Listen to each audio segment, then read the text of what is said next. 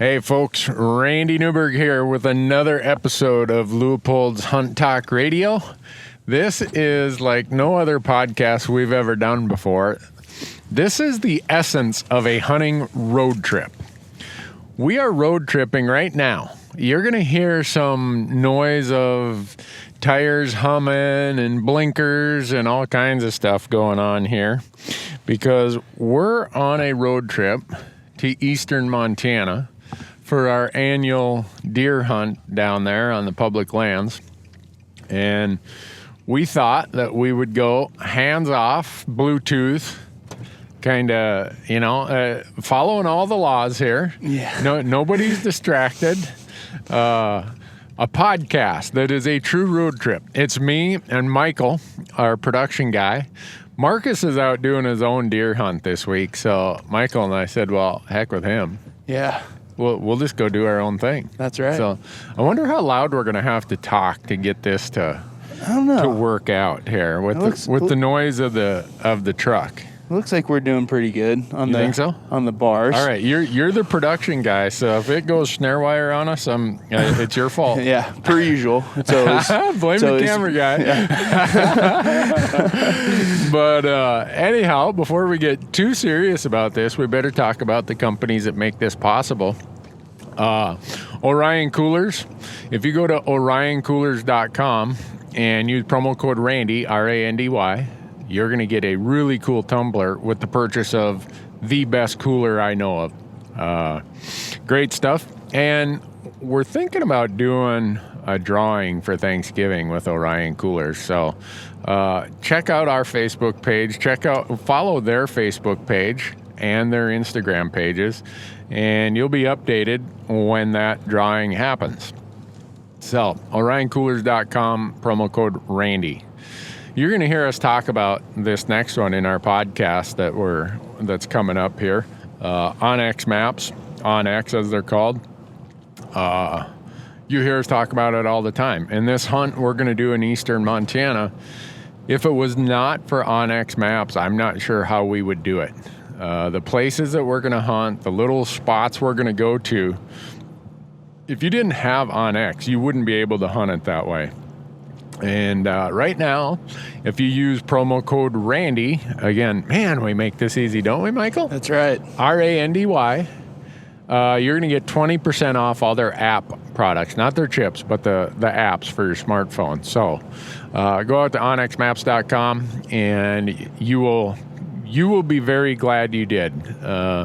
A lot of people ask, well, how did you hunt there? How did you know this? How did you know that? Well, between having it available on my desktop when I'm scouting at home, and then in my hand, either on my GPS with the chips or on my smartphone with the downloaded maps, it has changed hunting in a huge way, at least for me. Yeah, it's pretty awesome. And I think even for people, not just who travel to multiple states, but I talk to guys in the Midwest and other places that, how did I hunt without this? I know you're from Ohio, yeah, Michael. I wish I would have known about it when I was in college and hunting a bunch of public land around where I went to school. It would have been a huge help. But now you got it. Now I got it. That's right. and Michael, on this trip, Michael has now been in Montana for the required residency purpose, so he's over there, man, like, drive faster, Randy. I got my Montana resident deer tag in my pocket. So our buddy John Cushman is on this hunt. John is a disabled vet who's got a really cool story to tell. I don't know how much of it he wants to tell, but he's a really great guy. We're meeting him over here, and the whole goal of this hunt that we're doing is to make sure John gets a buck. That's right. And there's a bunch of us from our Hunt Talk forum who are showing up to help him. So, John, you're going to get a buck one way or the other. I don't care if it takes all 5 days. Your buck is the priority here. But the other company that makes this possible is GoHuntcom, and a lot of you hear me talk about their insider program, and I use it all the time. I mean, right now, I'm already planning the 2018 season, and Alaska's coming up, and we'll probably touch on that, and which from Alaska, then it goes into Wyoming, Arizona, blah, blah, blah, blah. I will be using that insider every day. I will spend anywhere from a half hour to an hour a day on that Insider once we start our application planning. And if you go there right now and use promo code Randy, R-A-N-D-Y, you're going to get $50 of credit, store credit, in their gear shop. And the guys at Go Hunt, when you go and hang out on their site, you'll see that they're serious about Western hunting. They don't have anything but quality gear in that shop. So again, GoHunt.com/insider. And sign up for the Insider program. You're going to get the best drawing odds. You're going to get information about every unit, how each state works, how the drawing processes work. And in the process, by using promo code Randy, you're going to get yourself some free gear, or at least credit towards some gear. So with that, Michael, we are heading down I-90. Michael's over there. He's I don't know if I'm going to get him to engage much because he's looking for deer. Yeah. This Montana deer tag in his pocket. Oh, right there's the sign. It says deer crossing. Yep. There should be one right there. I don't know why there wasn't one. But I don't know. We got a long ways to go to get to Brada. So that's right. So what do we got on our list for this week? You and I were talking about all of the questions that we get on our Elk Talk Live thing.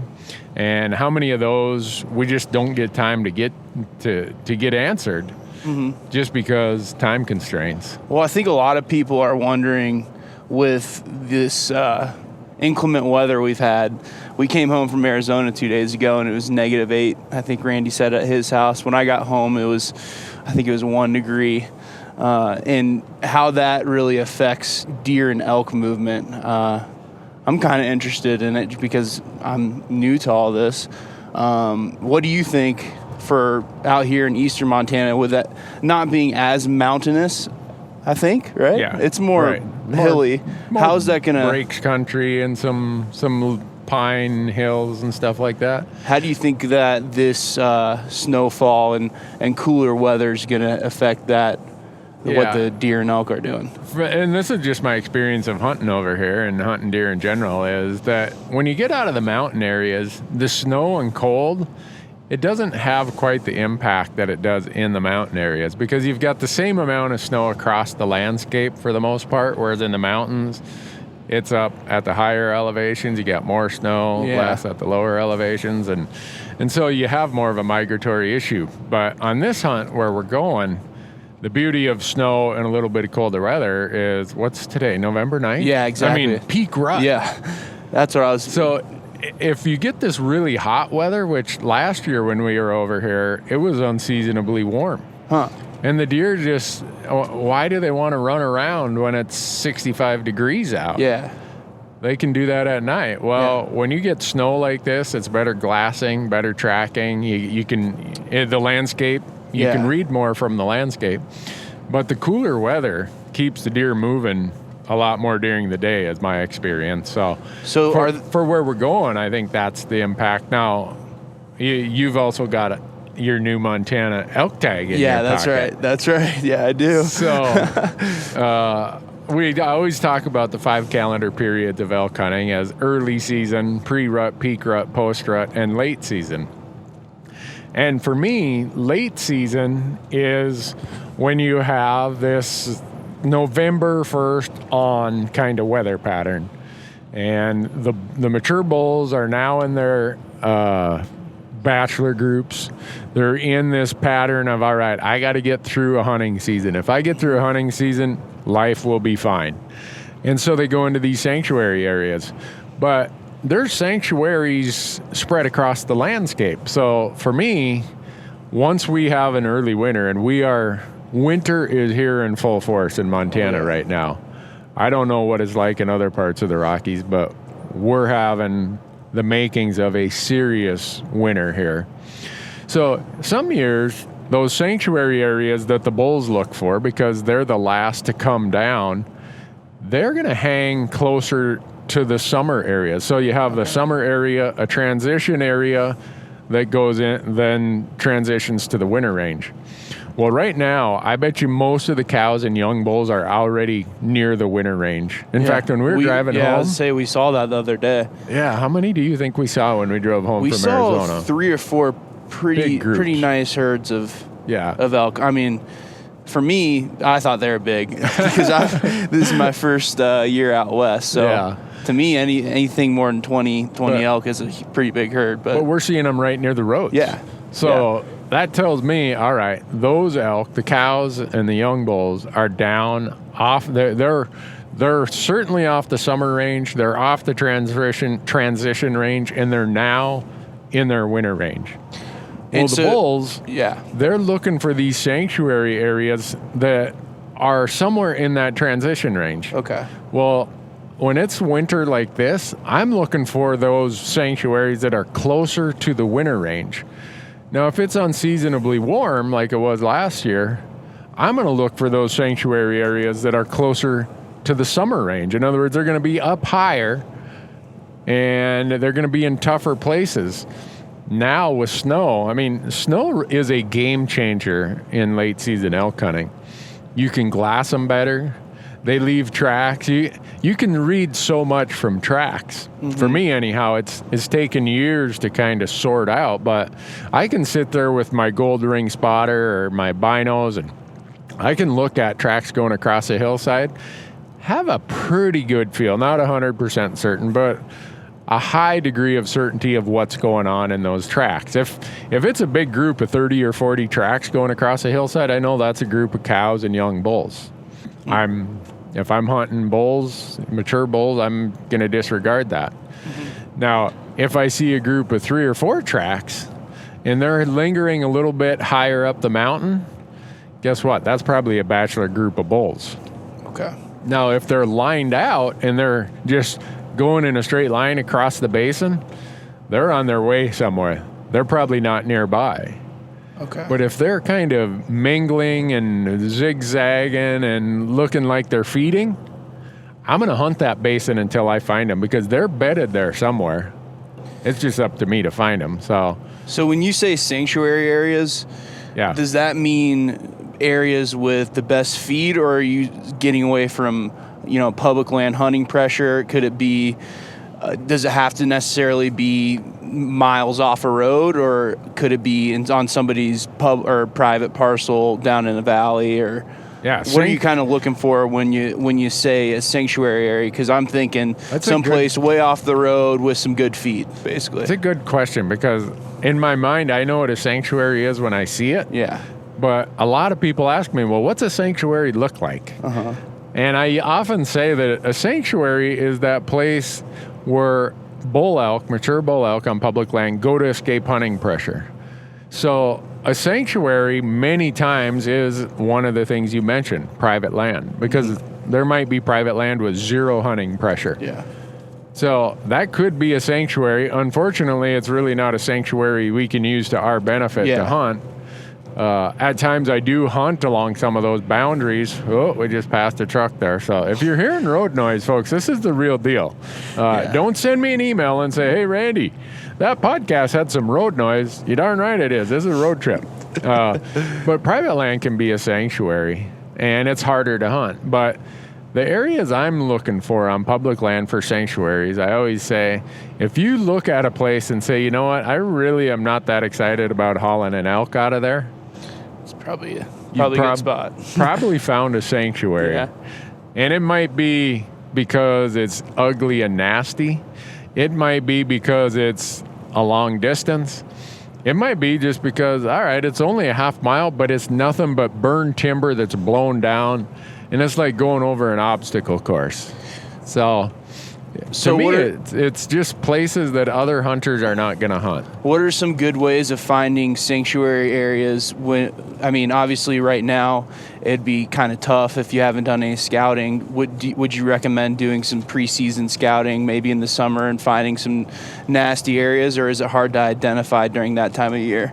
No, you can do it that time of year. For me, the first thing I try to do is find out, and this can be a lot of the state agencies have it on their websites about where the wintering areas are. Okay. So I look for where are the corridors that elk are going to travel to get to their wintering areas. Mm-hmm. And along those corridors, through using my Onyx maps, I can look at the aerial or the hybrid version and I can see where these are. Onyx also has this layer called the roadless layer. And if you click on that roadless layer, it's going to show you, it gets, the gradient gets more white. It's a purple to white gradient the further you get from most roads and trails. And I'm not saying that you aren't going to find elk at times near roads and trails.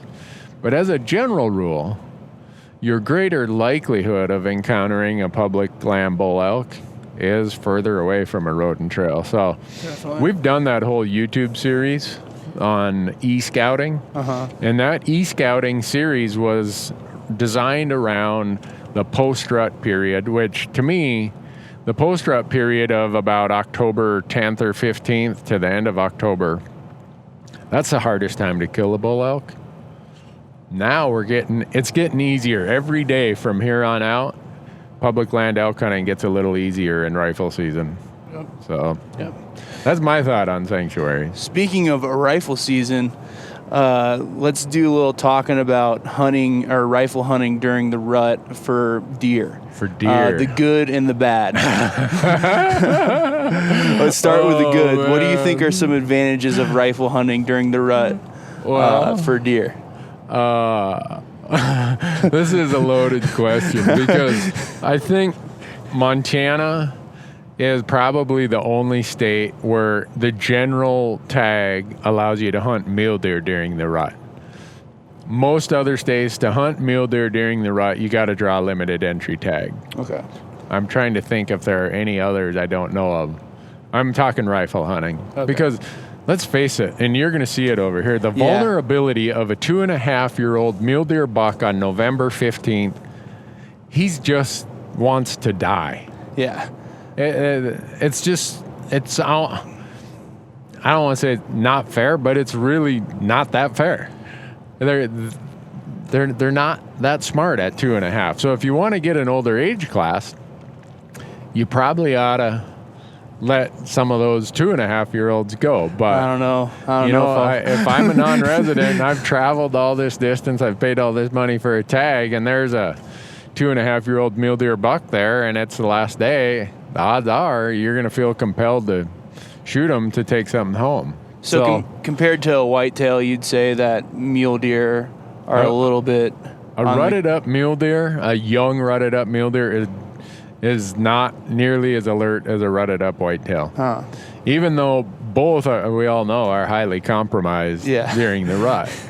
So that's the good part. If you're hunting, I mean, some guys even will come over here and they'll just bow hunt in the rut, from both for whitetails and mule deer, because it definitely increases success. It's why do all the other states have limited entry draws for hunting in the rut?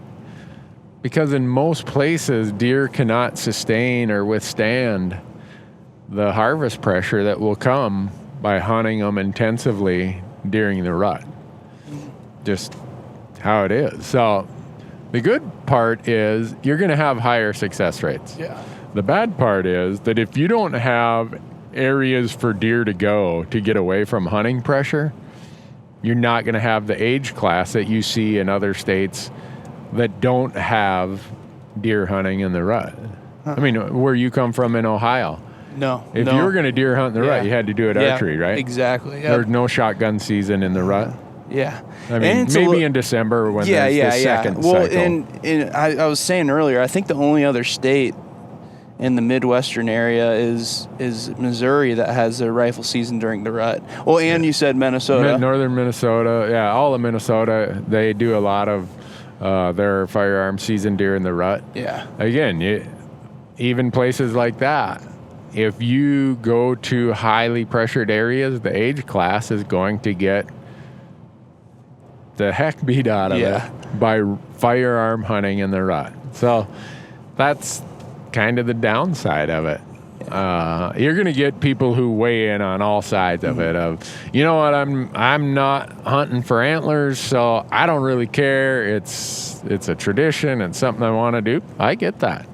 And then you get some people who say, you know, I want to see a better age class. And I think people who want to see a better age class I like seeing a better age class. Yeah. It's not because they feel like they got to shoot a record book deer every year. I just feel that when I look at a herd of deer and everything's a 2-point or a spike, a 2-point out west, there'd be a 2x2 or a 4-point back east. Got to clarify. Yeah. Took me a little while when everybody's saying a 2-point. No, look at that 4-point. Wow. Yeah, and your friends in Ohio are like, no, you idiot, that's a 4-point. And you're like, no, it's 2-point, right? Yeah, exactly. But when I see a lot of deer and all I'm seeing are 1.5 and 2.5-year-old deer, it's like, man, this herd could use a little less pressure and a little more age class. Yeah. So where we're going in eastern Montana, I think this region is 14 million acres, if I remember right. I'm sure someone will correct me if I'm wrong. I think 5 million of it is open to public hunting through BLM land, Forest Service land, state trust land, and the block management program. So that means a little more than a third of it is open to public hunting. And then you have a lot of private land that's outfitted. And so there's some hunting pressure on those private land, but probably nowhere near the pressure that you get on the public land. Is it kind of checkerboard out there? I haven't really looked at my... Yeah, there is. There's a lot of checkerboard looking stuff. There's a lot of isolated parcels. And then there's some bigger parcels of public also. But the reason that this part of Montana can sustain an age class with that hunting pressure is that there is enough private land that serves as a sanctuary for them to get away from that hunting pressure. So there's a lot of debate in Montana and maybe in all states about how much hunting pressure should be allowed on mule deer during the rut. Yeah. I'm looking forward to seeing these rutted up mule deer. Really looking forward to it. Well, in Montana, if you talk to the biologists, and I don't know if this applies to other states, they'll tell you that the whitetail rut is about 5 to 7 days. It peaks 5 to 7 days before the mule deer rut. So right now, November 9th, we are in the absolute peak of the whitetail rut. Absolute peak. Then they'll tell you that about November 15th to the 18th is the peak of the mule deer rut. So they'll still be walking around stupid at this time of year. The young bucks. Yeah. All that said, you get a mature buck, a 5-year-old buck. I don't care if he's a mule deer or a whitetail. He's seen a lot of stuff. Oh, yeah. He's thinking, you know what? I think I'll just lay a little low. He saw old Pete get shot last year. He's like, don't be like Pete. They don't get old and big by being stupid, that's for sure. No. So, I don't know.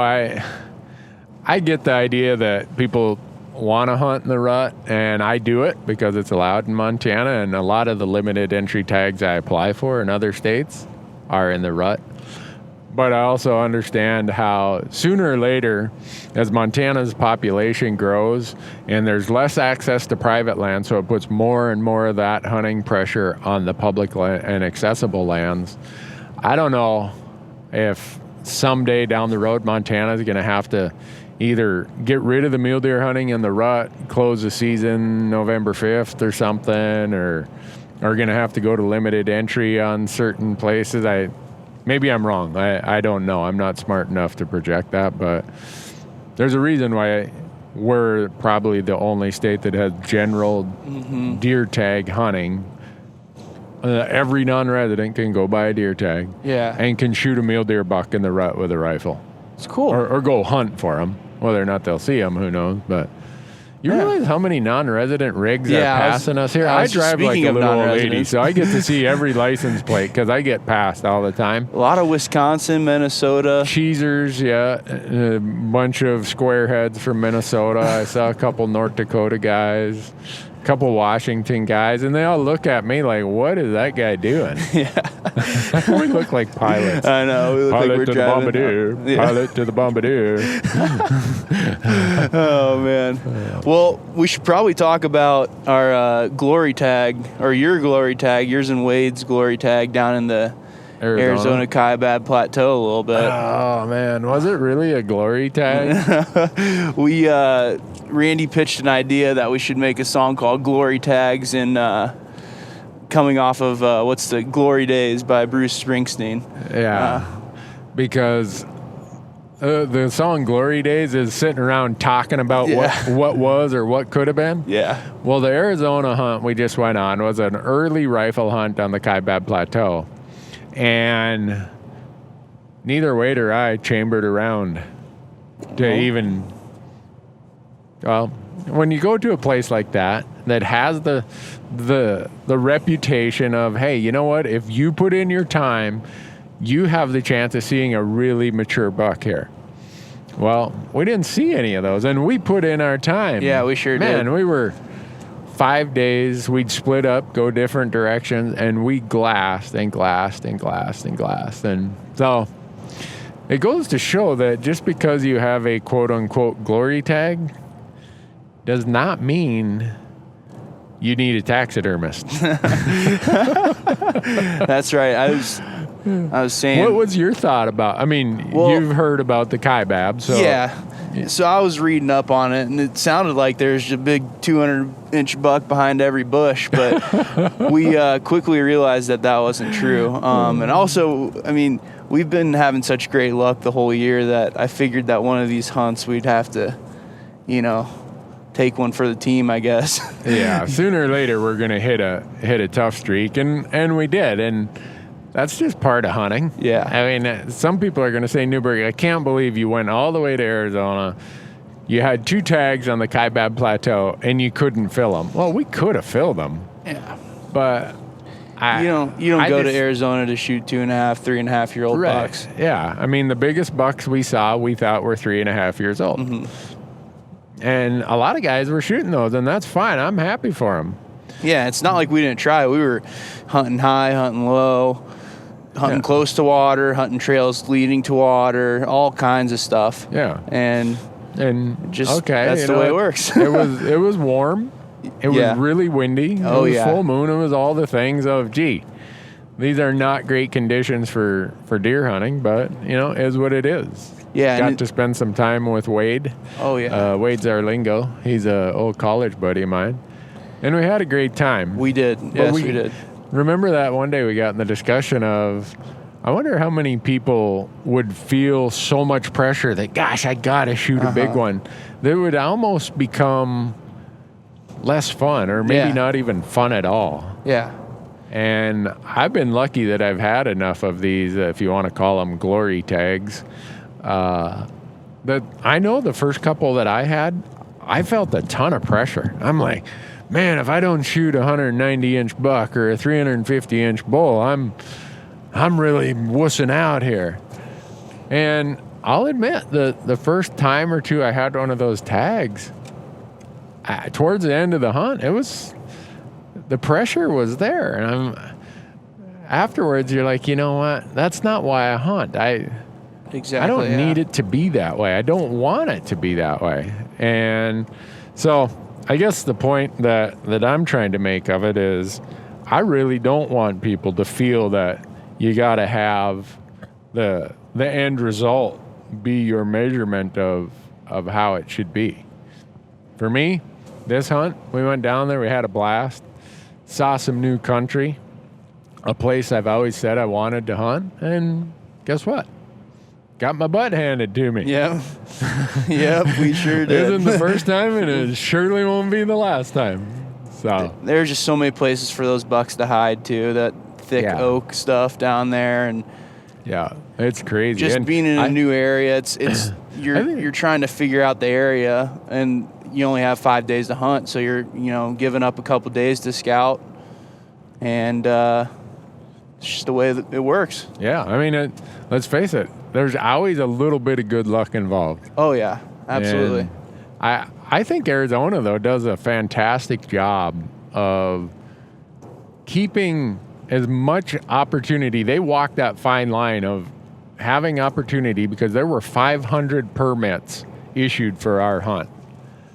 So there's a ton of opportunity, but yet because of the habitat, like you were talking about how thick it was, that oak brush there are deer that die of old age in that oak brush. Especially.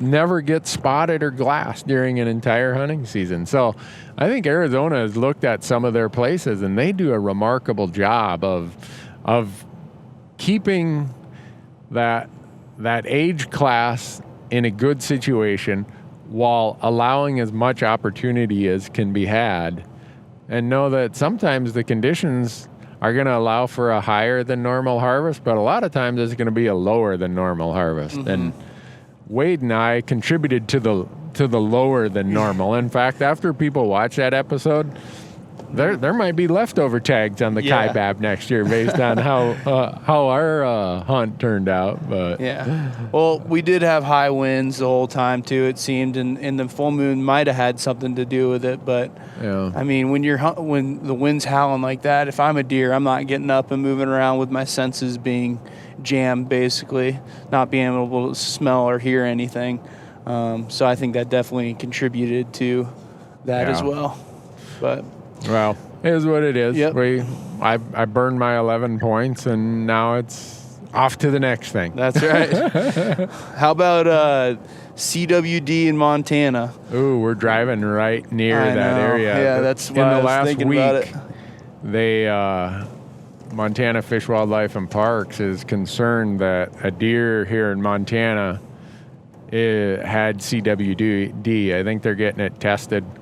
The pictures of it look really gross, and we know that over in Wyoming, just south, this deer was shot not far from the Wyoming border. We know that there's CWD in Wyoming, and Montana's been keeping its fingers crossed, hoping that it wouldn't get here, even though you know that eventually it probably is. And I look at some of the drastic things. Did you guys have CWD as an issue in Ohio? I do not believe so. Okay. But when I was in Iowa, we Minnesota, had EHD. Wisconsin. That was serious. Really bad. I mean, I look at what Wisconsin has done to try combat CWD, and nobody really has that's the final plan, the way to this will get rid of it or this will control it. Wisconsin, in the areas that they've had CWD, they've went on a serious depopulation, is what they call it. In other words, kill them all. Yeah. And in areas of Wyoming, the mortality rate for deer with CWD is extremely high. And the most vulnerable are the mature bucks. And so you talk to some of their biologists in Wyoming in the areas where CWD is endemic, and they don't know if they'll ever get back to where they were with their deer numbers. Now, elk, there's elk in those same areas, and some of their elk herds are way over objective, even though they've got CWD in the elk herd also there. There's so much. Here's the bad part about it, I think, is when there are no real answers, when there are no real solutions, you end up with a lot of what ifs or speculation or whatever you want to call it. Wyoming, their elk, at least in the central part of Wyoming where they're having CWD, they're way over objective. So it's causing the question to be asked is, why are deer so susceptible to it, but elk, they get it, but they don't get it to the same percentage of the population? Isn't it? Does it mostly affect mule deer, or is it mule deer and whitetail? Mule deer, whitetail, elk. CWD is, those who follow it, it's called chronic wasting disease. And right now, the big debate going on in Montana, Idaho, and Wyoming is Wyoming has feed grounds, and if there's a tendency for people to just say, well, shut the feed grounds. Well, there's a history to how the feed grounds came into being. There's a history of why they need them. There's a whole series of domino effects if you close those feed grounds. And there's a bunch of other politics involved, because one thing we have in Montana, which is not CWD though, is brucellosis, which is a wildlife cattle disease. Well, we have it in a way higher incident in our elk population than Wyoming does. And is that a fatal disease for the elk? It's not fatal. It causes the abortion in elk and in cattle of a calf. Okay. And I might be wrong in this, but I think it only results in one abortion. Okay. And then after that, things are fine. But here's the economic cost. There's rules put out by APHIS, Animal Plant and Health Inspection Service, that say, and we've seen it in Montana where we have a high incident of it, is that APHIS says we're going to quarantine your cattle herd. Well, and if you get more positives, and I can't remember exactly how many positives it goes from, we're going to quarantine where you can't sell any of your animals. Well, think if you're an ag producer and you've got 300 cows, and every year you sell a couple hundred calves out of those cows, and all of a sudden you can't sell anything.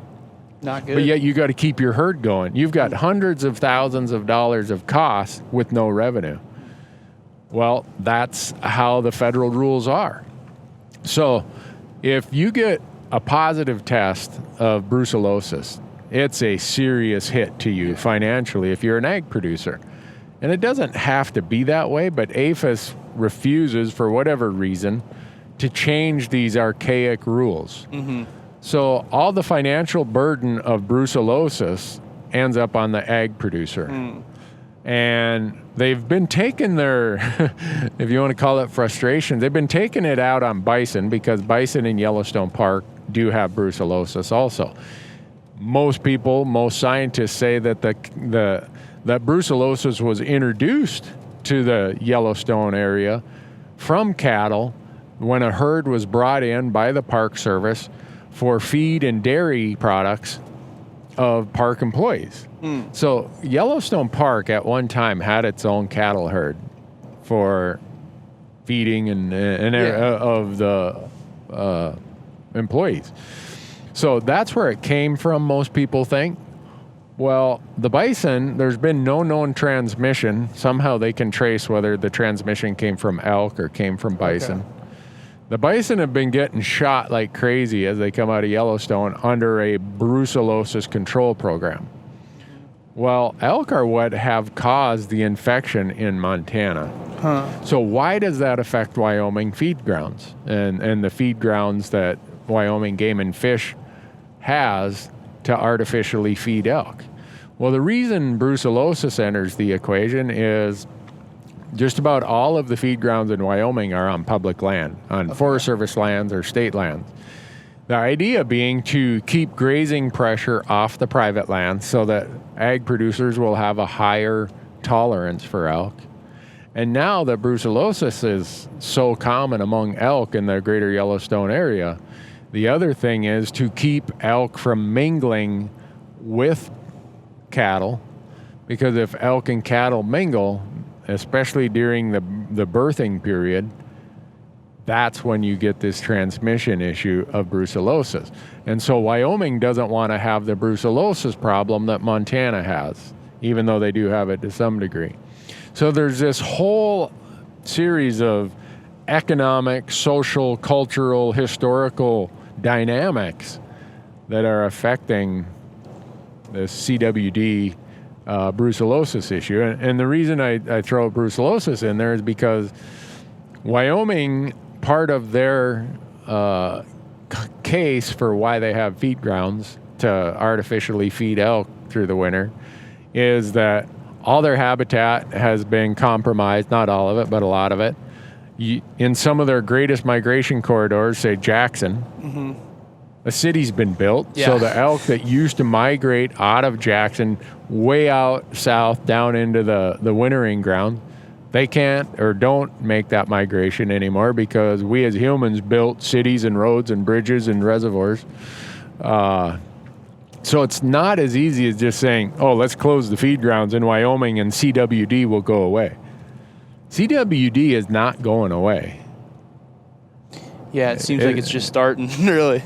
Yeah, I know that was a simple question you asked, and I just went on like a 10-minute answer, but it's super interesting. It's going to be in Montana, and maybe this deer proves that it is here.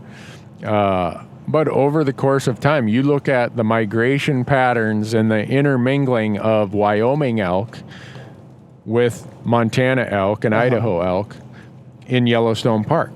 a lot of those elk that come from the feed grounds in Wyoming go north and they winter in the Yellowstone, the greater Yellowstone area. Well, there they come in contact with Montana and Idaho elk. Well, those elk from Montana and Idaho migrate either north or migrate west. The Wyoming elk migrate east or south. So, and you can see how it's been creeping across the Wyoming landscape. It's going to get in the Yellowstone ecosystem. And most people say whether you close or don't close the feed grounds, it's going to get to Yellowstone. And when it does, it's going to spread to Montana and Idaho. I don't have an easy answer for it. I mean, I'm not smart enough, so I would never have an answer for it. But you talk to all of the professionals, all of the people in charge, and they say, you know what? There is no easy answer. Yeah. Someone is going, no matter what answer you come up with, someone else is going to be paying the bill, quote unquote. They're going to be, the impact is going to fall into very concentrated areas, either economic impact, social impact, hunting opportunity impact. And it's like a lot of things. It's always easy to, spend the other guy's money. It's, write a check that someone else has to cover. And so it's here. It's going to be a very complicated thing to deal with. What are some ways that in the past that other states have dealt with it? You said Wisconsin had huge, depopulation. Is that hunters doing that, or is that the state agencies doing something to? It's been a mix where places that have had it, they've used hunters to depopulate it. They've had state agency personnel depopulate. They've hired, quote unquote, sharpshooters to come in and depopulate. And then there's the argument about, does depopulation make a difference? Nobody really even has the answer to that. But there gets to be so much pressure on agencies that, hey, you got to do something about this. You got to fix this. Well, they don't want to be accused of doing nothing. But nobody really knows if doing nothing would have been better than what was done. So you look at a map, if you Google chronic wasting disease and see where it's at, it's very prevalent on the landscape right now. And that gets into a whole nother thing about facilities that hold or breed deer, servant. It's because I was reading the only other case in Montana ever was in a cap. Right, like a captured, a game farm. Yep, exactly. And so then you end up with CWD, you end up with tuberculosis, TB, you end up in a lot of possible things when you have highly concentrated numbers of deer in these environments. And so then you end up with these arguments about, you can't have game farms, or the game farm should have to pay to mitigate this. And I mean, you don't have to think about it long to see where those politics and those arguments and those debates end up. And it's an unfortunate part of the landscape right now. I guess it's someday we're gonna see how it plays out. I might not be around when it happens. I think a disease like that, it's gonna take decades and decades for it to play its course.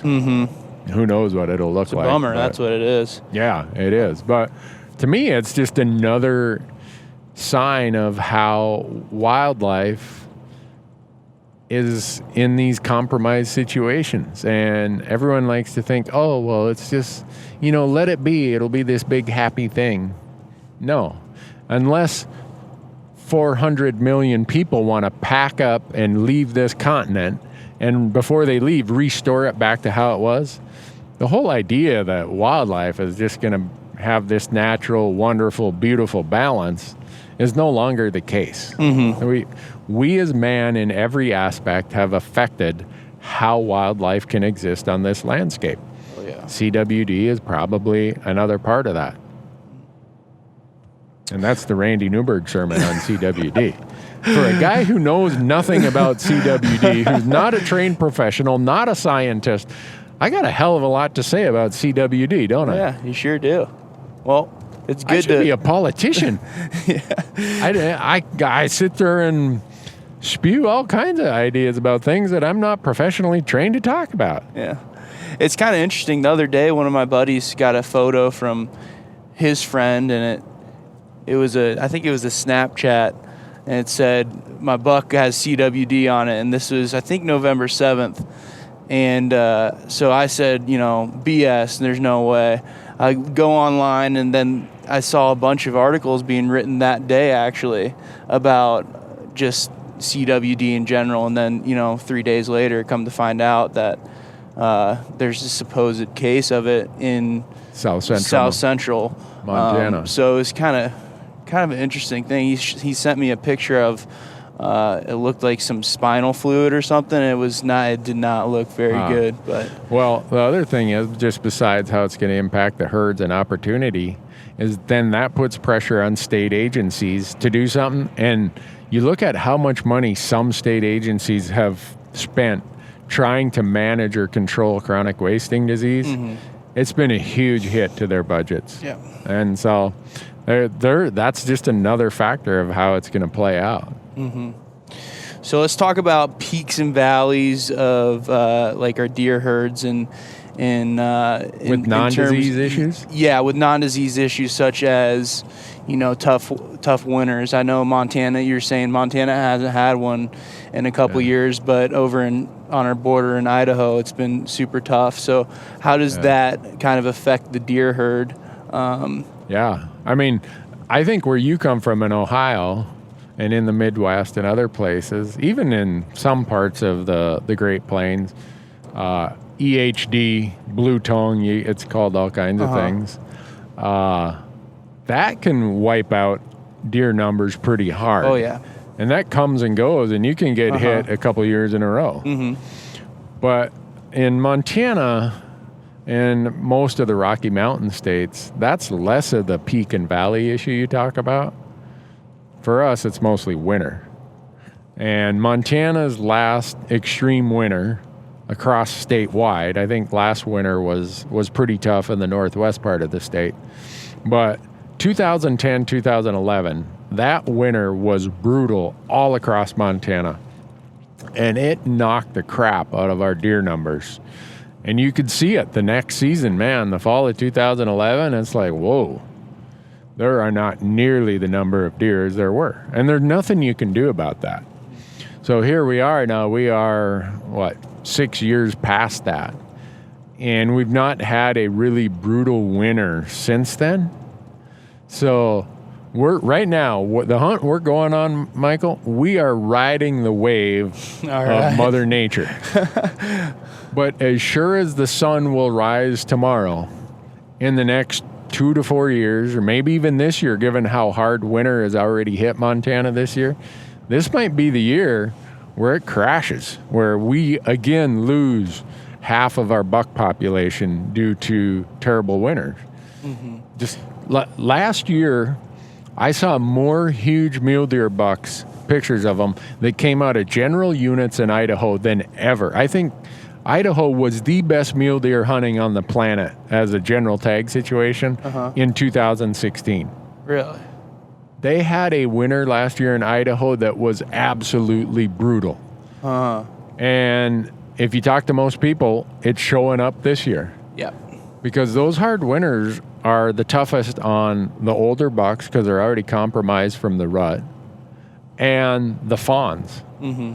So you talk to some of the biologists, they're reporting that they had over 90% fawn loss last year. That's just insane. And then also, to just get through the winter, a lot of times the does, they're carrying a fetus, but it's such tough condition, they end up aborting that fetus just so they can make it through the winter. So you'll have 1 to 2 age classes that are almost wiped off the map when you get these really, really brutal winters like Idaho had last year, that I think it even extended into western Wyoming and into northwest Montana. And there's really nothing you can do about it. When you say brutal winter, is that like weeks of negative 20 degrees and snow? Super terrible temperatures mixed with deep snow. Okay. It's tough for them. It makes it hard for them to probably dig to eat. Yeah, and you look at mule deer especially, their winter ranges are the places we've built cities that we've converted. You know, we've got a growing, booming society that has more demand for agricultural products. Well, where does that happen? It happens in what was traditionally the warmer, lower country that mule deer needed for winter range. So we as a society have really put the hammer on the ability for mule deer to make it through these tough winters. And to me, it's like, all right, if that's what our society collectively is having as an impact on the landscape, how do we do whatever we can to mitigate it? And I don't care if you're a hunter or not. If you're concerned about the fate of native wildlife, it seems like you should be an advocate for doing whatever you can to help these native species. Oh, yeah. And you can't change the weather. No. You know, we can't change that, but we can find ways to hopefully, through protection of critical winter ranges, if winter ranges burn, go and replant them with native species so that invasive plant and forage species don't overtake it. There's a lot that could be done. I wonder if our society holds it as a high enough priority that we're willing to do anything about it. I worry about the fate of mule deer because of that. Now, whitetails, the winter will hammer them also, but because they've adapted more, they seem to be more adaptable to human, quote unquote, progress. Yeah. I don't call it progress, but some would call it that. Human development. Whitetails seem to deal a little bit better with the hard winters. In Montana, our whitetails get hit with EHD and blue tongue way harder than the mule deer do. Oh, just went over a rumble strip there, folks. So if you're hearing road noise, this is like a real road trip. We're not making this up. We just got off the interstate here. We're glory bound here. All right. I can just feel it. In another hour, Michael, we will be in the promised land. Can't wait. With a lot of other hunters. All right. Michael's over here. He's looking at his index finger like, man, I hope my trigger finger's working good. Yeah, seriously, this will be my first ever rifle hunt. So you want to know the downside?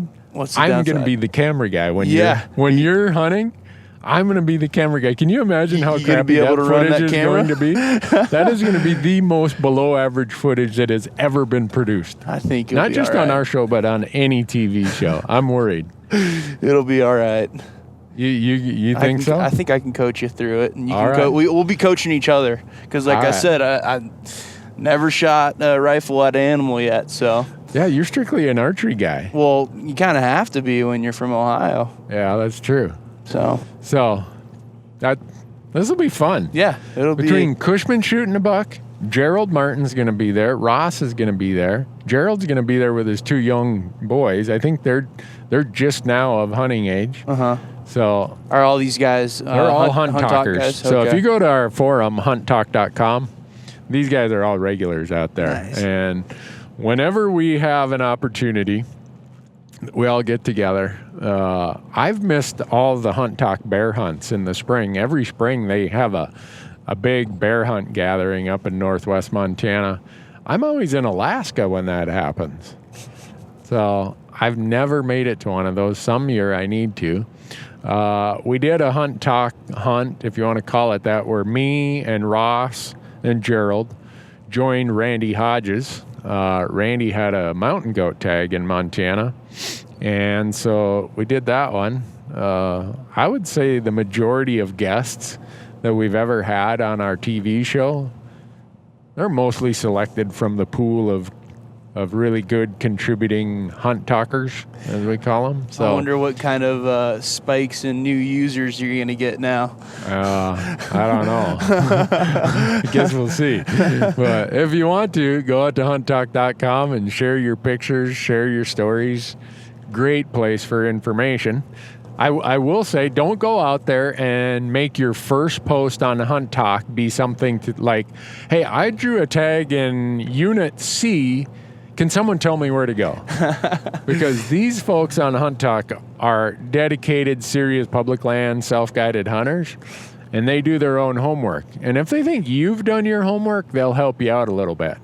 But if they think you're just showing up asking for freebies, off to a bad start. So, oh well.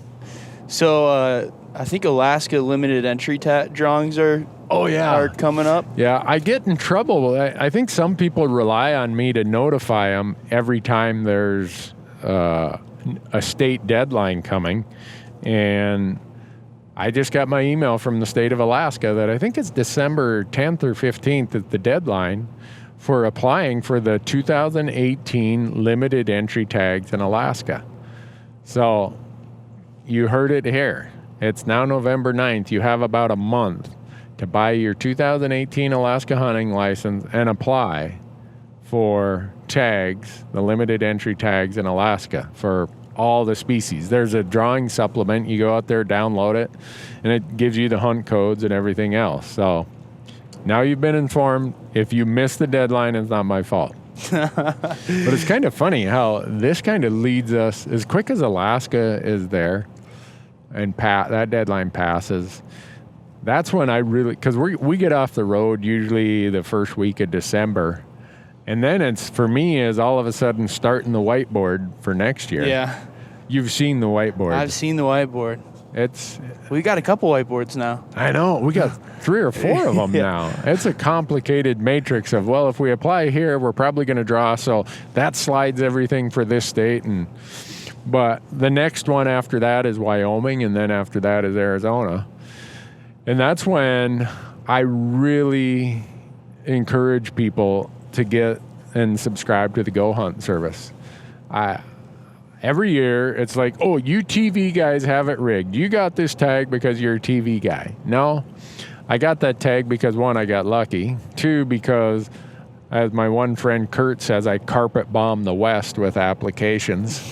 And I do a ton of research.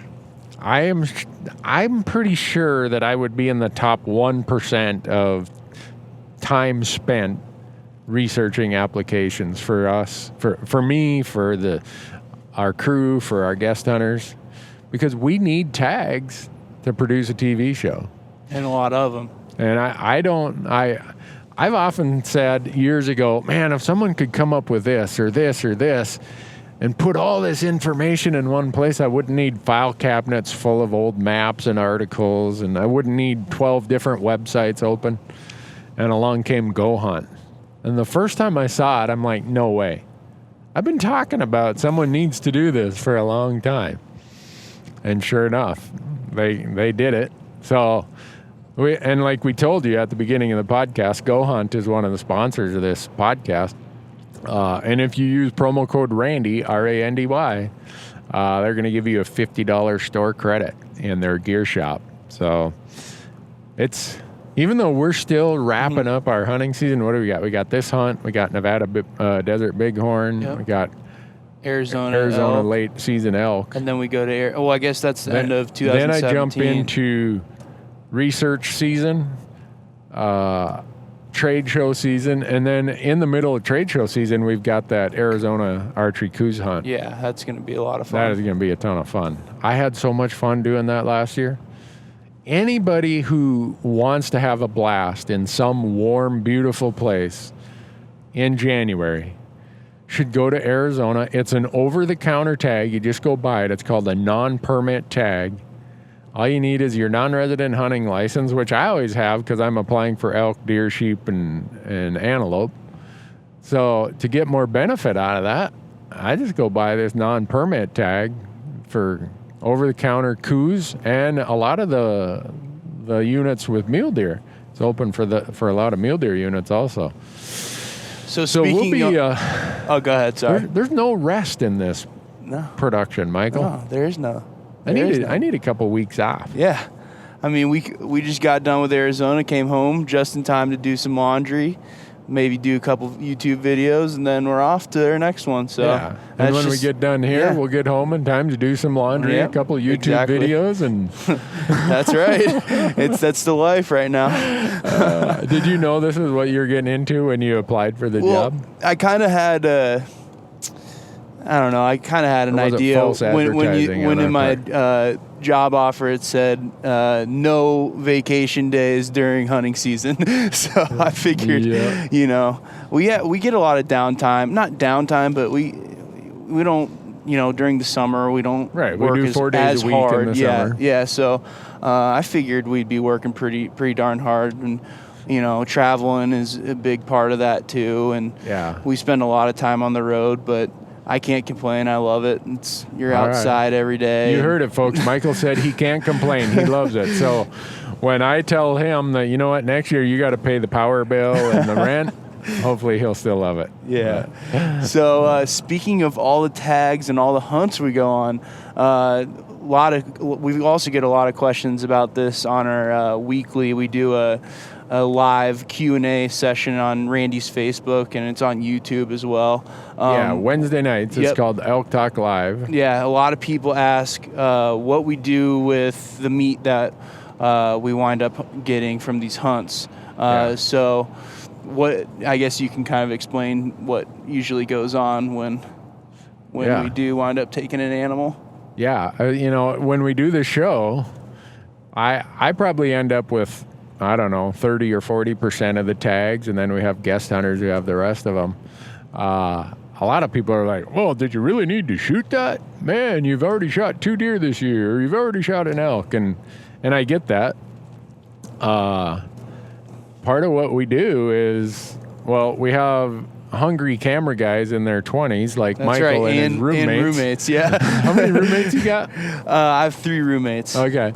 So there seems to be no shortage of sharing that I could do to satisfy the appetite Michael and his roommates would have for wild game. That's right. I love wild game myself, and that's all I eat at home, and my wife, she'll have some of it. We have a ton of friends who enjoy it, and I share with them. And for me, hunting is about sharing. Since I was a little kid growing up, if someone in our town shot a deer, or we shot a deer, it got shared with some of the neighbors. Or if the neighbors shot a deer, some of it got shared with us. And so some people may not like the answer I'm going to give, but the answer is I share a ton of the meat I shoot. So Matthew shot that moose 2 weeks ago. Mm-hmm. You and Marcus helped, and that meat is getting shared with you guys for all the work you put in. So I shot an Arizona elk. Clayton and Wade were instrumental in helping us get that out of there. And from there, I was going on two hunts right after that, just bang, bang. Well, I told Wade and Clayton, you know what? You guys can have this elk, because I've still got a Montana elk tag. I've got a Wyoming cow elk tag. I've got all kinds of other opportunities to fill my freezer. So again, it's a sharing thing. For years and years, especially before I started the TV show, my wife and I would get whitetail doe tags, and we would go out and we'd shoot whitetail does. And we'd ask landowners, clients of my CPA firm, hey, can we come out and shoot some whitetail does? Well, they can't get you out there quick enough to help with that. And we would specifically do it and take it to get commercially processed and donate it to the local food bank. Because many, many years ago, I would go down and I'd do what I could to help the food bank. And you get to see how these people absolutely are starved, and pun on words to some degree, for high quality protein. And the food bank is so excited when you bring high quality protein. It's got to be commercially processed by an FDA approved processor. So they can't accept something that you've processed yourself. Okay. And that adds a little more cost to me. But you know what? Sharing this harvest, sharing this bounty, sharing what the landscape provides with other people is just part of who I am. Yeah, I think it's super cool. I don't know. I now that you've got tags, you're going to go out and fill some tags, have some great meat. I'm going to share I'm sure it too. It's not like you're going to go home and say, "Oh, guys, stay away from." Yeah, don't touch my deer meat, guys. Come on. You're going to be excited if you can invite people over and have them, roast a backstrap or whatever. It's a lot of fun. So I get asked that a lot, and that's what I do. Even before I started the TV show, sharing my result, the food, is a huge part of it. And people have heard Shane Mahoney on our podcast, and Shane he's really far along in this process called the Wild Harvest Initiative, where he is measuring how much wild protein is harvested through hunting and fishing in North America, in the United States and Canada. And it's an incredible amount in terms of tons of protein, but also in terms of people participating directly. And he's been sharing some of that data with me about how it's working and how much it gets shared. A lot of these surveys and studies he's doing shows that when someone harvests something, anywhere from 4 to 6 people are touched by that who they share it with. So you say, okay, we've got 50 million people participating in hunting and fishing. And if that's a 4 to 6, even on the low end, a 4 times multiplier, that means 200 million people are benefiting from that harvest. Yeah. How cool is that? That's really cool. And so for me, yeah, I'm eating wild game, man. If I'm out here hunting, that's my primary purpose. Is food, and I want to share it with anyone and everyone. So I don't know if that answers the question that so many people ask on we have that Elk Talk Live on Wednesday nights. Yeah. And you're right. You plucked that question off there because we get it so often. What do you do with all your meat? Yeah. I keep it and I share it. I've never eaten so much game meat in my life until I've moved out here from all my buddies who have been out there shooting stuff. Yeah, I don't know. I think it is a bit regional or rural. Yeah. Because if you do live in suburbia or urban America, you're not going to be able. You can still. There's still opportunity, but to almost exist on it like we do in places like Montana or other places with a strong rural hunting culture. Yeah. You were probably shocked at how much wild game people eat out here. Exactly. Yeah. I mean, I haven't bought meat since hunting season started, really. And, I'm one of those people who is from suburbia. And, besides me shooting a deer, it's not like I had friends offering me game meat or anything like that. So it's cool. It's just really cool to be somewhat living off the landscape a little bit more than when I did in Ohio. So. No, to me, it connects me to the land in a way that I can't think of any more basic, instinctual, natural way to be connected to what's going on the landscape than to use that landscape for your food. Yeah, not to mention it tastes way better, too. way better, at least in my mind. I mean, this year, on one of our road trips, I shot an antelope in New Mexico. And between the scouting days and then the follow-up days, we ate over half of that antelope. That's impressive. Yeah. That's really impressive. So I'm sure some people are like, yeah, right, sure you did. No, we did. We filmed it. I mean, yeah, and even on our trips, we're always eating wild game. Last trip in Arizona, I think 3 of the nights we were eating elk backstrap and tenderloin. So it's some good stuff, man.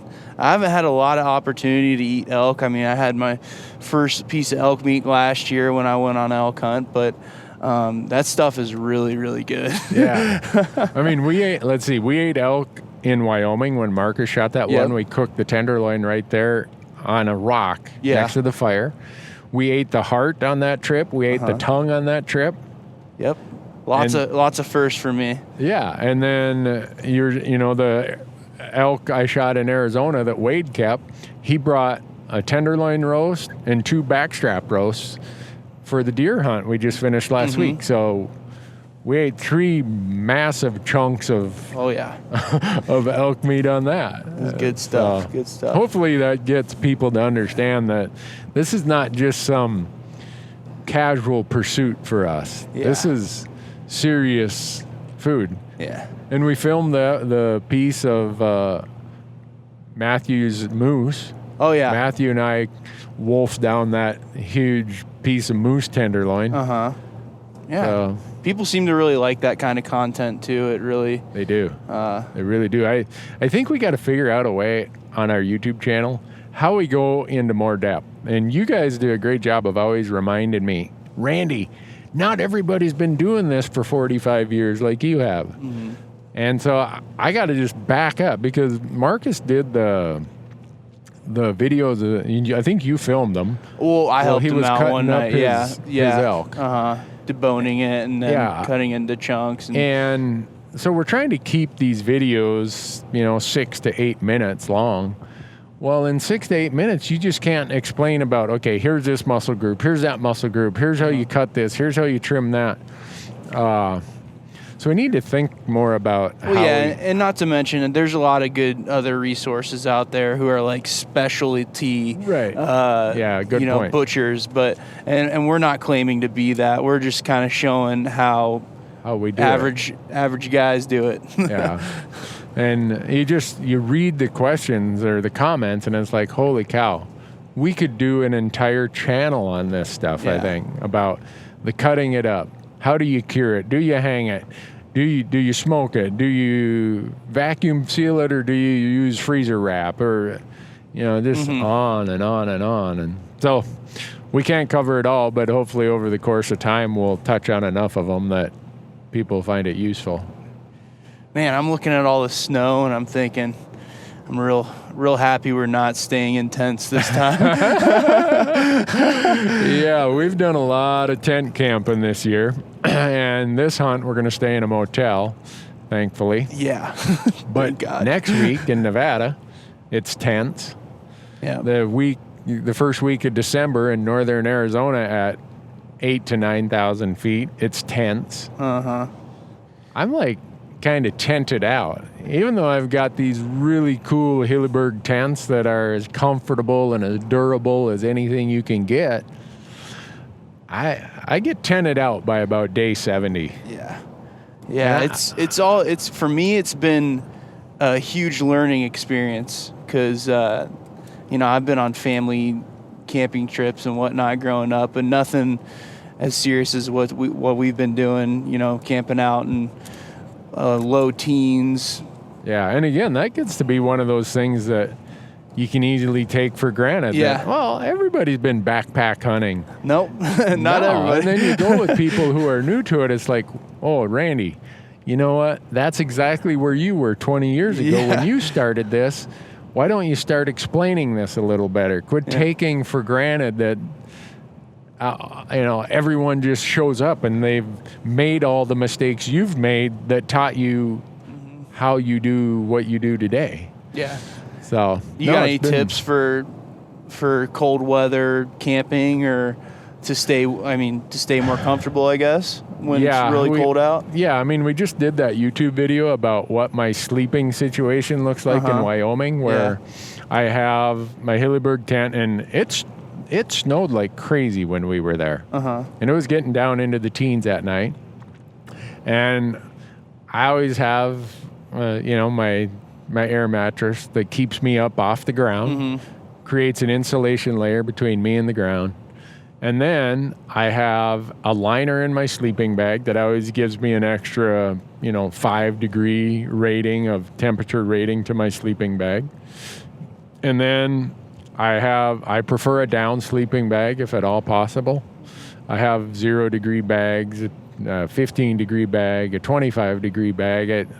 I carry whatever bag I think I need for the conditions, but in Wyoming, I brought my 0-degree bag. Yeah, me too. And then I also carry an ultralight bivy that I put on the outside of my down bag because that bivy is waterproof. And if I get condensation or I get something else, it keeps my down bag really, really dry. And I was surprised how many people watched that video are like, man, I've done a lot of backpack hunting. I never thought about putting an ultralight bivvy over my down bag. Yeah. I just started doing it because in Alaska, when you're camping somewhere and the humidity rate is already 90%, you got to do something that helps keep condensation and moisture off your bag. Yeah, it always seems like inevitably you're going to get some sort of condensation inside your tent at one point. Yeah. Regardless. Right. Unless it's 90 degrees and, it's evaporating, Right. but that's not what we're talking about. No. But, I mean, the Hilleberg tents we use are a 2-tent system. They are the best tent I've ever found for allowing condensation to get through the first tent, and then you've got the outer tent for the protective layer. There's a reason I use them, because I've slept in other tents. I've used other tents where it's like, you know what? I feel like I'm sleeping in a shower here because of the condensation. Not nearly the case with the tents that we use. So that's kind of my quick and dirty, and people can watch it on our YouTube video about how I set up my shop for sleeping in cold weather. If it's super cold out, are you wearing gloves and hats and stuff or when you're sleeping? Yeah. I mean, you'll see on this hunt in the mornings, what's our forecast? Going to be down in the 20s? Yeah, I think it actually might be a little bit lower than that. Okay. I'm not a glove guy. We've posted YouTube videos, and maybe we should do another one this winter about how gloves are a good way to have cold fingers, because the more a glove, if you think about it, heat loss happens is a function of the amount of heat loss you have happening is a function of surface area. Well, a glove has way more surface area exposed to the colder temperature than a mitten. Also, when you have a mitten, your fingers can come together and be a larger mass of warm body tissue. When you wear a glove, your fingers are spread apart, so you don't have the larger mass. And so you're bound to get cold quicker. There's a reason why every place of cold climates has people wearing mittens. Where I grew up in northern Minnesota and we were ice fishing and beaver trapping and snowmobiling, if you wore gloves, people looked at you like, man, that guy's a city slicker. He must be from Minneapolis. Nothing against the Minneapolis people, but anyone in northern Minnesota blames the world's problems on the quote-unquote city slickers. You go to Canada, you go to Alaska, why do people wear mittens? Because they need to keep their hands warm. Gloves just can't do it. And I don't know any other way to say it. And the beauty of a mitten is you can put these little pocket hand warmer things in. You open them up, and when they get exposed to air, it's a chemical process. Those you can fit in a mitten easy. And a lot of people say, well, I can't shoot with a mitten. Well, you know what? I can't shoot with gloves when my fingers are cold either. So I'd rather be able to shake that mitten off, which with a chopper, you can shake it off in less than a second, and have really nice, toasty, warm fingers, be ready to shoot, versus trying to do it with some tight glove where my fingers are froze. And even if I can get that glove off, I still have cold fingers. Or if I can't get it off, my fingers are so cold I can't shoot anyhow. So that's my theory on staying warm. How about your layering system for like when it's super cold out? I'm talking like we get a ton of questions on that also, or maybe even lower than that. Yeah, and for me, it is all about layering. Yeah. When we leave the truck, I want to be a little cold because I know that we're going to be hiking up somewhere, and I'm going to get lathered up on the way there. So a lot of times, you'll see I'm wearing nothing but a merino wool zip tee with a vest. Yeah, and I know that no matter how slow I go, by the time I get up that ridge, I'm going to be lathered up. And so in my pack, I always have some sort of either down or Primaloft, we call them puffy coats, with me. So I get up there. It's not daylight yet. I'm sweating. First thing I do is I take my baseball cap off. I take my vest off. And sometimes I will even I'll get right down to my bear skin, and I will have another synthetic layer of one of the core zip tees or something that Sitka makes, and I'll put that on. I want to get that moisture off my body, and I want to start building layers. Yeah. And then my outer layer is always a wind stopper garment. Mm-hmm. Because it seems like no matter what we do, the wind is chucking. Yeah. And as quick as I get up there and get all that changed off, all of a sudden I'm warm again. And if I can keep my core warm, then my fingers and my hands and my feet are gonna stay a lot warmer throughout the period. And also, I carry a beanie cap of some sort, or a stocking cap, because a baseball cap just is not going to keep you as warm as a full-blown stocking cap. Yeah, that's something I definitely struggled with when I first came out here, was getting lathered up, hiking up to our glassing spots and sitting up there and freezing. One of the things that I started doing was, like you said, carry an extra base layer if I get really sweaty, or if I'm just marginally sweaty, I'll just throw on that puffy coat, and it kind of bakes almost the moisture off of my base layers. Yeah. That's something that I've learned, and it's kind of helped out a lot. Even when you're done with the day and you still have your base layers on, when I go to bed, I always go to bed with inside of my my down sleeping bag with my base layers on, and that has really helped transfer that moisture out. I don't know, it's one of the revelations I've had yet in terms of my hunting and clothing system. You quickly learn the value of a layering system. Yeah. When you're doing active hunting, and a lot of folks, I think, come from places where maybe you're tree stand hunting or blind hunting. Yeah, exactly. And there it's about just bundling up, because you're walking 400 or 500 yards maybe to your stand or your blind, and it's all about, I need bulk and insulation. Well, if you start hiking in the mountains with that amount of bulk and insulation, you're going to be sweating so bad. And then if you don't have multiple thin layers for insulation, instead just one really big bulky layer, you're not going to be able to control that moisture and evaporation. It's almost not safe if you're getting, in my case, if I'm walking up with a puffy coat on, I would be might as well jumped in the shower and getting hypothermia. But I don't know. But I see the same thing with keeping your feet warm. Yeah. A lot of guys will show up, and again, they're accustomed to being in a stationary hunting situation. So it's about big boots, insulated boots, as many wool socks or whatever as they can fit in there, and they start walking around and their feet are on fire and then sweating profusely, and then when they stop, feet get cold within a half hour. Yeah. And for me, again, we've done YouTube videos on this.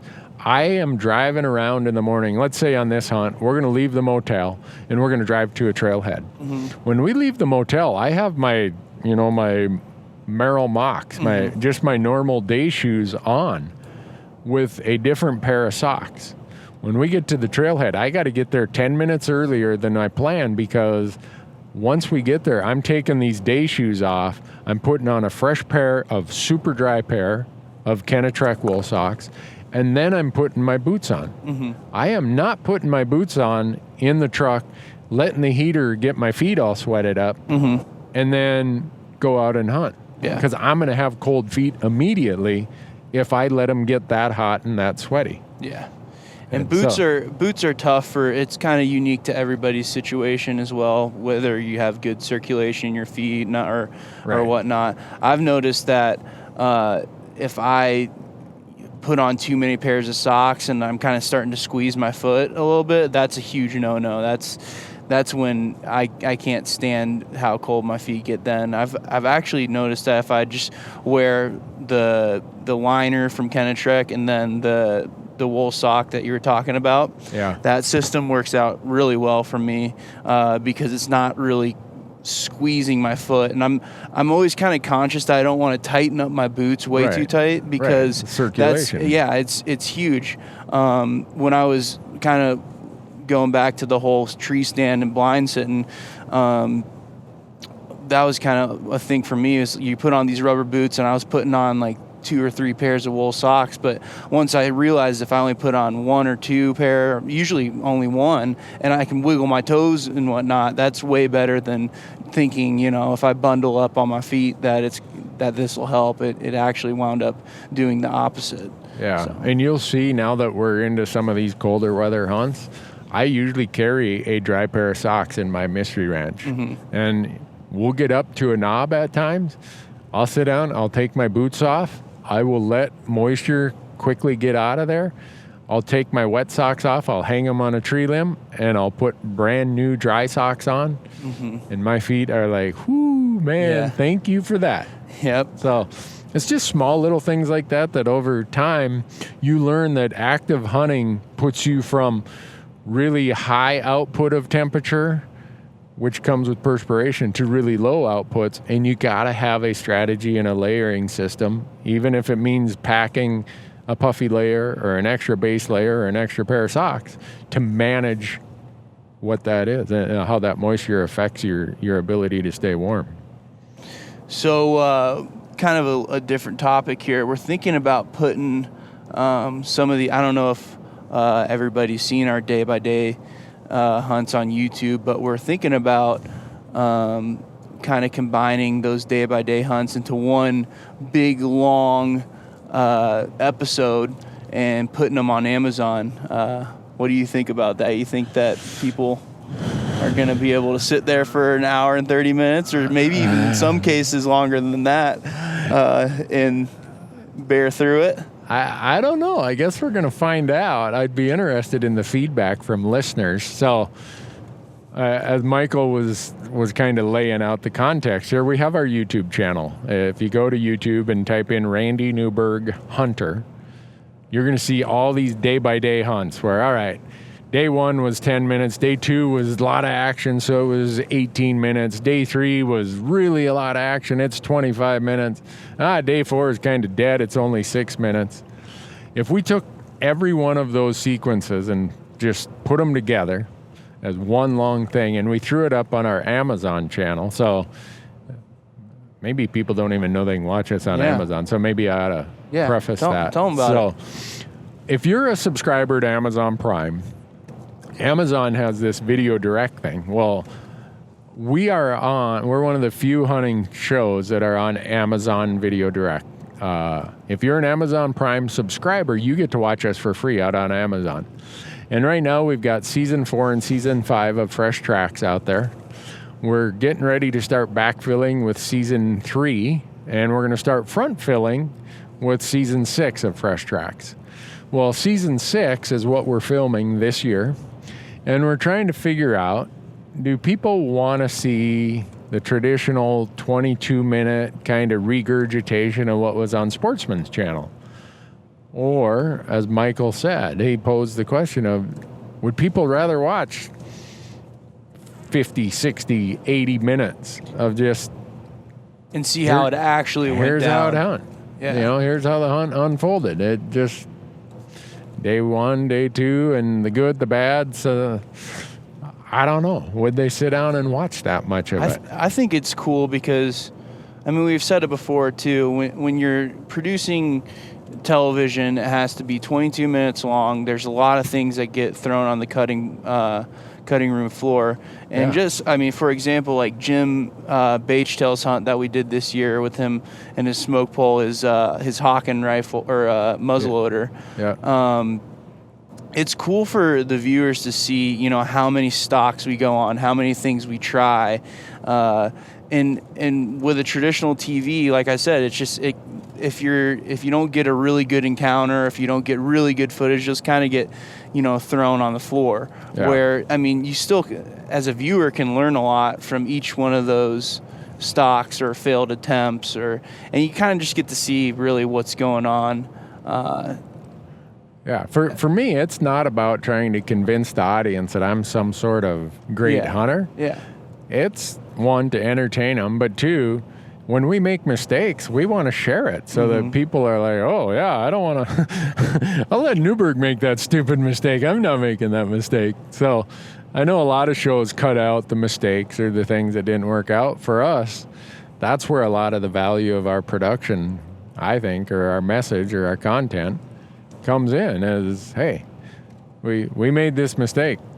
Here's the condition, here's the situation, and we tried this, and boy, that was a really dumb idea. but also the times where, hey, we tried it and guess what, man, that worked to perfection. That's right. So I don't know. I guess we're just going to have to try it out. we're going to try it. Matthew has been hounding me that we got to get one of these done. We got to get one of them put up in a longer format. And when we do, we'll see how it goes, I guess. Yeah. Yep. So if you aren't already doing so, I hope you'll be checking out our Amazon channel. It's Fresh Tracks with Randy Newberg, or our YouTube channel, which is Randy Newberg Hunter. So check him out. Man, we're making miles here, Michael. That's right. We're gonna be there in a jiffy. All right. A jiffy. That's what my grandma used to say. Then they came out with Jiffy peanut butter. So I think you wanted to give a little shout out to Anita Lewis. Oh yeah. So yeah, we got to do that.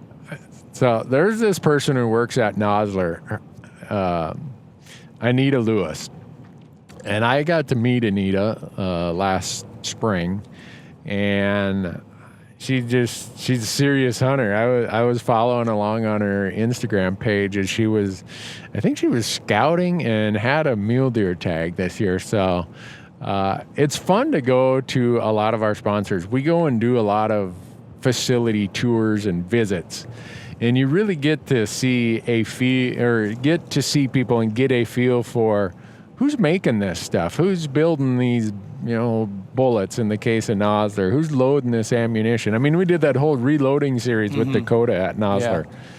That guy, he lives and breathes reloading and ammunition. It was fun asking him questions. Yeah. I knew I was going to be in the long haul when I started asking some questions. In the same situation, we got to meet Anita.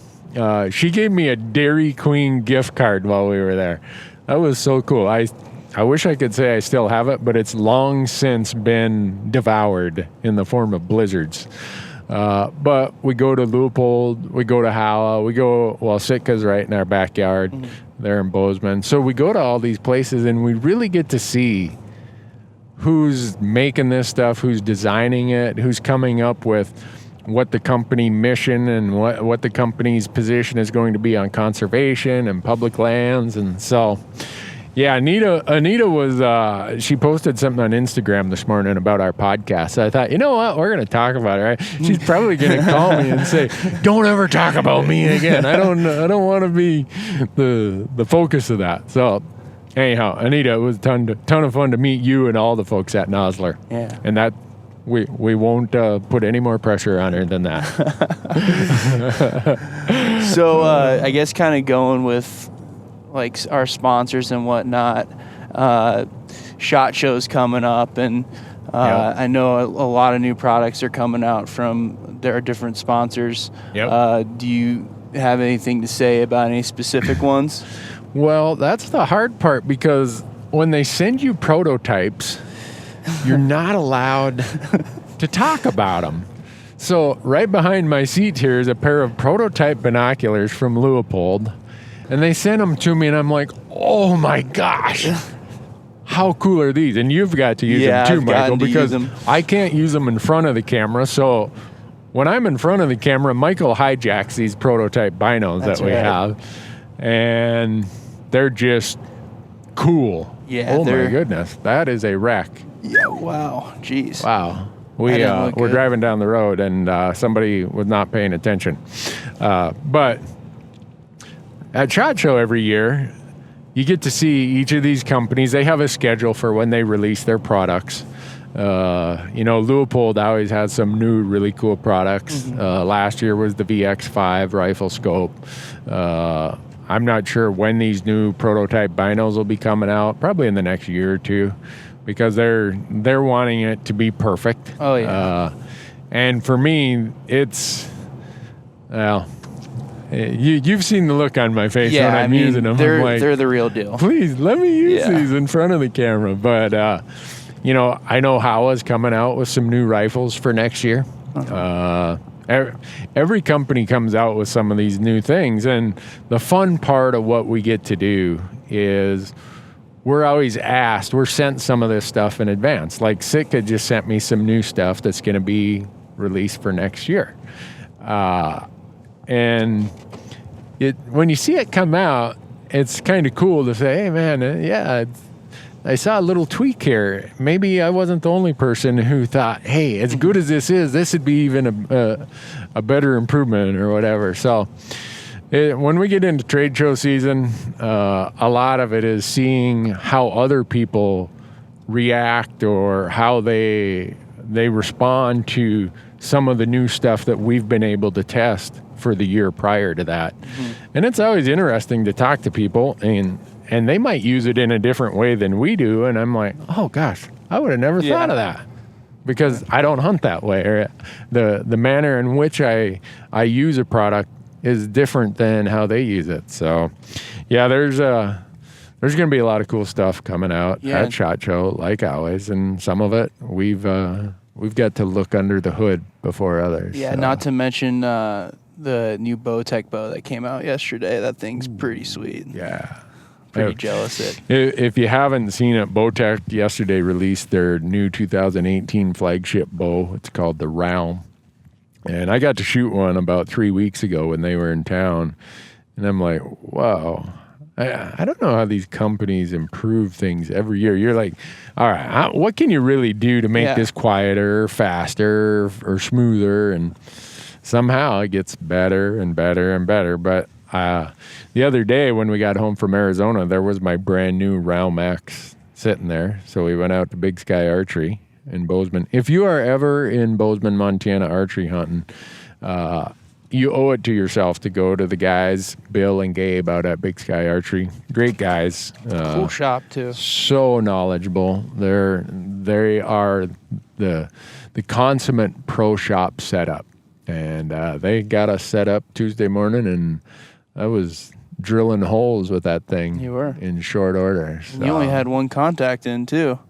What's that? I said you only had one contact in too. Yeah, well, I my right eye, because I had LASIK, my left eye is still adjusted for long-term vision, but over 10 years, my right eye has been adjusting for short close-up reading. And so usually when I shoot, I have a contact in that eye. But that day when we went out there, I didn't. So I was surprised how tight my groups were for not having my shooting contact in. Yeah, I was impressed too. We'll just call that luck. Or a really good bow. Yeah. So with you sitting on the board with RMEF, are there any big projects coming up or anything like that, or with access or? Yeah, it's so cool to see how the volunteers of the Rocky Mountain Elk Foundation, the donors, the members. I mean, there's 220,000 members. Almost, I think there's over 11,000 volunteers. And how all this comes together, the corporate sponsors, the corporate supporters. And I get to see the projects, the public land access projects that are being worked on. And this year, the number of projects that have been finalized and approved is just, it's so incredible to see. All right, here in Wyoming, there's this big project. Here in Nevada, there was this project. In Idaho, there was this project. Oh, in Colorado, we did this small project, but it affected and gave better access to all these acres of public land. It's just every year there's more and more, and that's just the result of hunters as conservationists contributing and donating and volunteering their time, their money, their talent. And if you've ever been involved on one of these fundraising committees, you know that it's just work. It's not glamorous. It's not anything. It's just work. And the Elk Foundation is lucky to have all these volunteers that help raise this money, help raise awareness. They're the kind of the eyes and ears out on the landscape to say, hey, this project, this property is coming up for sale. The Elk Foundation could buy it and turn it over to a state agency or to the Forest Service or BLM or whoever, and it would open access to all these places. And there's a huge amount of that has happened just this year. I look at the projects the Elk Foundation has done, and this year's going to be another banner year. I can't list them all, but pretty much in every state. Even this year, we approved, I think, one in Michigan and one in Wisconsin, which are not traditional elk country, but there is an elk herd in northern Michigan. There's an elk herd in Wisconsin that, as much as the Elk Foundation can help, they're offering to help these state agencies with growing those herds, providing access to those herds. Most of the projects get done. The overwhelming majority get done out west where most of the elk hunting happens. But I think we're now approaching or have exceeded 1 million acres of new or improved public access open to hunting, which that's cool to see that people now through the volunteerism of these members and these generous people who support the Elk Foundation and make it what it is, that everybody can go and do this stuff.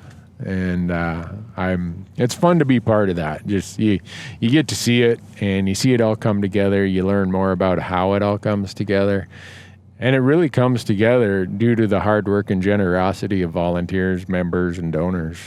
It's cool. The Elk Foundation is doing great things, and to be itty bitty little part of it, just kind of riding the coattails, is fun to see. So. Hopefully we should go out and feature some of those projects. Yeah, I think that'd be really cool to see this winter when we have spare time. Yeah, we should go out and feature some of them. Yeah. So that people know that, hey, these are for real. And if you get the Bugle magazine, every edition of Bugle magazine, they feature some of these public access and some of these enhancement projects. And so are most of the projects, are they like buying up land, or are they improving like the vegetation and feeding and all that stuff? Or so the Elk Foundation has multiple initiatives. One of the initiative is habitat enhancement and improvement. That is the majority of the work the Elk Foundation does. So the biggest partners in that are the Forest Service and the BLM. Okay. Elk Foundation goes out onto public lands and says, hey, we've got this money. We want to take care of this noxious weed issue. We want to remove some old fences that are hurting wildlife migrations. We want to do a controlled burn. And when we pool our money, a lot of times we can get matching money from the state, from the Forest Service, the BLM, whoever. And so by the Elk Foundation being the nucleus and then getting this matching money or additional funds, a lot more can be done on the landscape. So I think total habitat improvements of the Elk Foundation, the work they've done in 33 years of being in existence, is getting near 8 million acres of improved habitat, just about all of it on public land, land that we can hunt. So there's the habitat improvement aspect, and then there's the public access aspect. Those are two of the primary initiatives. There's some others, but the public access one requires more money, because to acquire land and then turn it over to a state agency or a federal agency for public access, you're talking about a lot more cost per acre. But it's useful and it's valuable, because you think about how access is disappearing and getting tougher and tougher and tougher. Every study shows that the number one reason that people quit hunting, hunt less, or don't even get into hunting, even though they come from a hunting family or hunting background, is lack of accessible hunting. Well, if we aren't serious about helping solve some of those access challenges, the future of hunting is going to get tougher and tougher and tougher. So it's definitely a worthwhile initiative for the Elk Foundation to be working on acquiring projects. And how it works is the Elk Foundation goes out, identifies it, and while it's in this process of being the transactions being closed or secured, on the backside, the Elk Foundation is working with which agency is going to take it over. So very often the Elk Foundation only holds title to it for a day or so. And sometimes it takes a while for the agency to get their paperwork done. So maybe Elk Foundation will hold it for a month or two or whatever period of time it takes to get it done. But the Elk Foundation is not in the business of buying and holding land. It's in the business of acquiring critical lands and then transferring those over to state agencies to manage for public access. I got you. So cool stuff. Yeah, seriously. It's really cool. And for any of you who listening who are volunteers, thanks a ton. I get to see the numbers, the way it works, how it all comes together, and the absolute core of that is the volunteers and the members. Without it, our landscape would not have nearly as many elk on it.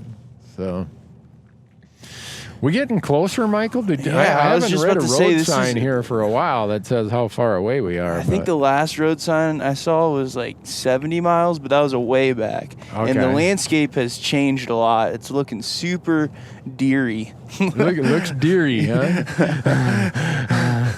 I can tell you that where we're at right now, there are a lot of deer. Yeah. So what are we going to do if we see one? We're going to have to...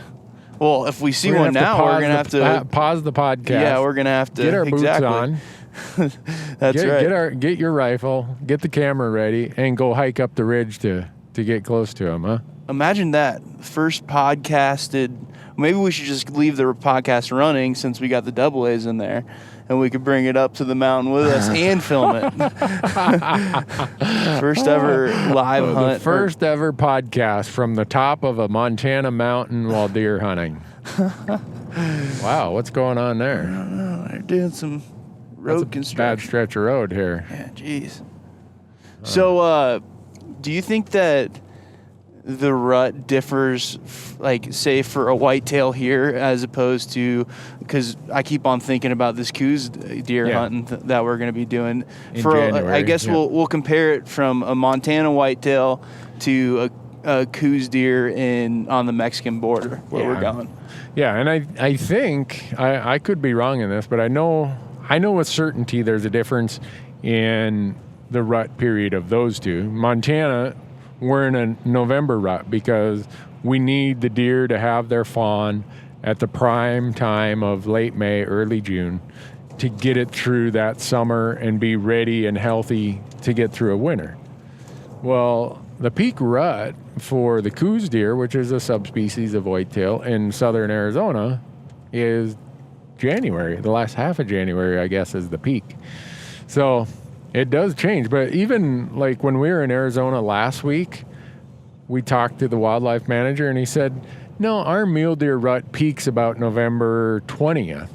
And so up here, people will say, further north, it's the 15th. So some people will tell, and I think there's validity to it. There's probably studies that people smarter than me have done that the further south you go, the later the rut is. Yeah, I think that holds true even in like the southeast and southern parts of the United States. Yeah, and I'm sure it has something to do with what the vegetation and moisture and temperature and climate cycles are at the time when they need to be having their fawns. And I mean, you look at right now in November, bighorn sheep are rutting in Montana. Yeah. You get in Nevada, a lot of their desert bighorn rut in July and August because over time, it's evolved that you have to have these lambs at a certain time of the year to increase the likelihood of them surviving on what